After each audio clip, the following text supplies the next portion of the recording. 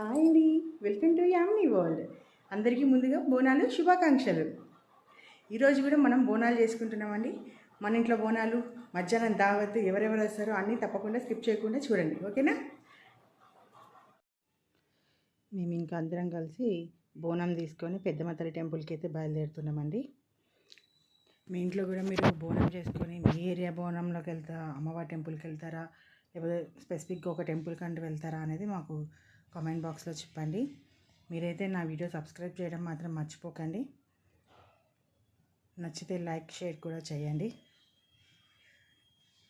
మేము ఇంకా చిన్నగా మా అపార్ట్మెంట్ నుంచి ఇప్పుడే బయలుదేరి వెళ్ళాము మేము. చూడండి మా పాప ఎలా చేస్తుందో, తనే పట్టుకుంటుందని అక్కడ నాతో ఇట్లా మా పాపే పట్టుకుంటాను, అందుకే ఆమెకు కొంచెం అలా ఇచ్చి ఏదో పట్టిపించానండి. ఇంకా చిన్నగా స్టార్ట్ అయ్యి వెళ్తున్నాం. ఇంకా ఇప్పుడైతే మేము ఇంకా పెద్దమ్మ తల్లి టెంపుల్కి అయితే రీచ్ అయిపోయాము. చూడండి, పెద్దమ్మ తల్లి టెంపుల్ లోపలికి ఎంటర్ అవుతున్నాము. అక్కడ రష్ అయితే ఫుల్గా ఉన్నారండి, అసలు మామూలుగా లేదు. మార్నింగ్ 7:30కి కూడా ఒక రేంజ్లో ఉన్నారండి.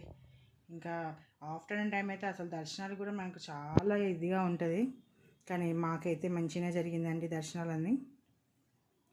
మేము చిన్నగా ఇప్పుడు రీచ్ అయ్యి వెళ్ళినాం. చూడండి, లోపల చాలా బాగా డెకరేట్ చేశారండి అమ్మవారి టెంపుల్. అసలు జనాలు చూడండి ఎంతమంది, అసలు ఆ ధ్వజస్తంభం దగ్గర అయితే అసలు చెప్పలేమండి, చాలామంది ఉన్నారు.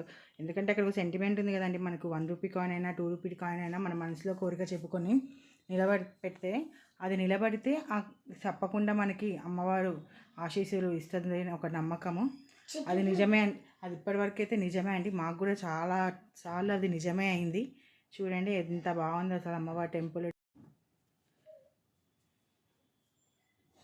ఇంకా మేము చిన్నగా ఇక టెంపుల్లోకి ఎంటర్ అయిన తర్వాత బోనాలు మనం సమర్పించుకోవడానికి సైడ్కి వేరే ప్లేస్ ఉంటుంది కదండి, బోనాలు ఇచ్చేట సమర్పించే వాళ్ళైనా అక్కడికి వెళ్ళి మేము అయితే మా బోనాలు అయితే సమర్పించుకుంటున్నాం. ఇంకా అవ్వలేదు, లైన్లోనే ఉన్నాం. ఇక్కడ ఈ చెట్టుకి అయితే చాలామంది పసుపు కుంకుమలు పెట్టి అక్కడ దీపారాధన అన్నీ చేస్తున్నారండి. మా పాప చూడండి ఎలా చేస్తుందో, బయటికి వెళ్ళిపోతానని. ఇంకా చిన్నగా బోనాలు అయితే సమర్పించుకున్నాక అక్కడ చాలామంది కొబ్బరికాయలు కొట్టి ఇక పూలు అవన్నీ పెడుతున్నారు. చూడండి, బోనాలు అందరు ఎత్తుకొని ఎట్లా వెయిట్ చేస్తున్నారు. క్యూ అయితే ఉందండి, కాకపోతే మనం వెయిట్ చేయాలి, తప్పదు. ఒకరి తర్వాత ఒకరు ఇవ్వాలి. ఇక అంతా కంప్లీట్ అయింది మాది కూడా. ఇక చిన్నగా మేము కూడా బయలుదేరుతాం. ఇక ఇంటికి వచ్చిన తర్వాత చేసిన వెరైటీస్ అంటే నేను మటన్ కర్రీ చేశాను, చికెన్ కర్రీ చేశాను, ఇంకా అందులోకి సాంబారు, వేడిగా సాంబారు, పెరుగు. ఇక మన తెలంగాణలో తెలిసిందే కదండి, దావత్ అంటేనే బగారా రైస్ చేశాను. ఈలోపు మా ఆడపడుచు వాళ్ళు వచ్చారు, వాళ్ళకి వడ్డించానండి. మా ఆడపడుచు వాళ్ళ పాప, వాళ్ళ పెద్ద పాప. మా పాప అయితే చూడండి ఫుడ్ తినకుండా చాక్లెట్లు. అసలు మీ పిల్లలు కూడా ఇంతేనండి, చాక్లెట్లు కనబడితే ఫుడ్డే వద్దంటారు అసలు. ఇక అందరం అట్లా కూర్చొని వడ్డించుకొని తినుకుంటూ ఇక మాట్లాడుతూ ఉన్నాము. ఇట్లా ఏదో సరదాగా ఏదో కబుర్లు చెప్పుకుంటూ మాట్లాడుతున్నాము. ఇక మా వారి ఫ్రెండ్, మా ఆడపడుచు వాళ్ళ హస్బెండ్ కూడా వచ్చారండి.